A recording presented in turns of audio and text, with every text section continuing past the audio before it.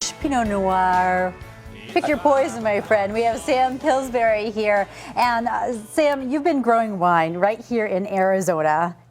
Since 2000. 2000. Yeah. And where are your grapes? Down in Cochise County, just south of Wilcox, really about 45 miles north of the Mexican border and about the same distance west of the New Mexico border, right in the foothills of the Chiricahuas. We're about 4,500 feet, not hot, great for growing wine. You know what's lovely is you're here in the valley a lot. We see you at all the events, and you guys have a big event that's happening today. What is that? It is amazing. We've had it's the Grand Arizona Wine Festival hosted by Arizona Republic. We started this. Actually, it was originally called the Governor's Choice about 15 years ago.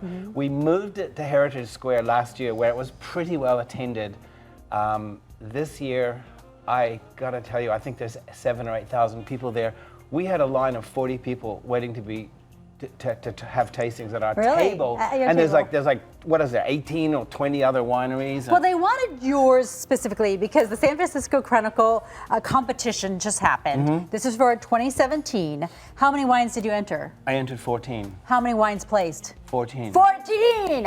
So you really slayed at that competition, and you got some really special awards as well. Yeah, well, double gold. I've had 3 double golds now at that Chronicle. I mean, that is... But what does double gold mean? It means that all 5 judges gave it a gold medal. I mean, you know, you almost can't do better than that, except I was bested by 2 Arizona wineries this year because 2 of them, Lightning Ridge and Chateau Tumbleweed, got best of class, or which is even better than a double gold. I mean, there was a whole swag of Arizona wineries did really well in that the biggest, best, most prestigious competition in the United States. So we're making some of the best wines in the world here, and half of Arizonans don't even know that yet. You know? Isn't that unusual? It's pretty strange. I mean, people think of us being a dry, well, I guess people who have not been to Arizona think of us being so dry when we have so many different climates, but you're really growing where do most people grow? The high altitude, yeah, I think about 75 or 80% of Arizona wine comes from the Cochise County, Wilcox area.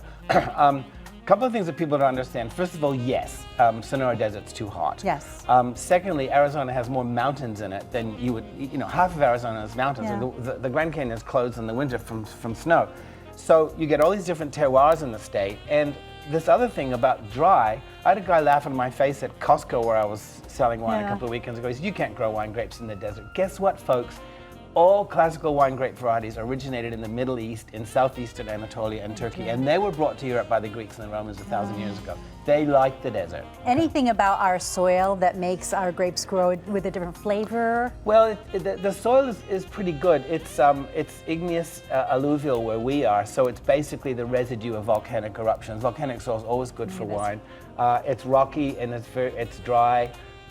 Wine grapes don't like fertile soil. If you plant them in fertile soil, they produce canopy and no fruit. Oh, wow. So yeah, they like the struggle. Okay, they like the struggle. And you know what? When we struggle, we like wine. So the feeling is mutual, I think. So where are you going to be today? I'm going to be at Heritage Square, downtown Phoenix, with a whole swag of my buddies who also make Arizona wine, and it's going to be great. And we have so much fun. There's music and food. Do come, please. Sam, always great to see you. Congratulations to you. Thank you. Big name right here in the Valley making wine. Coming up, the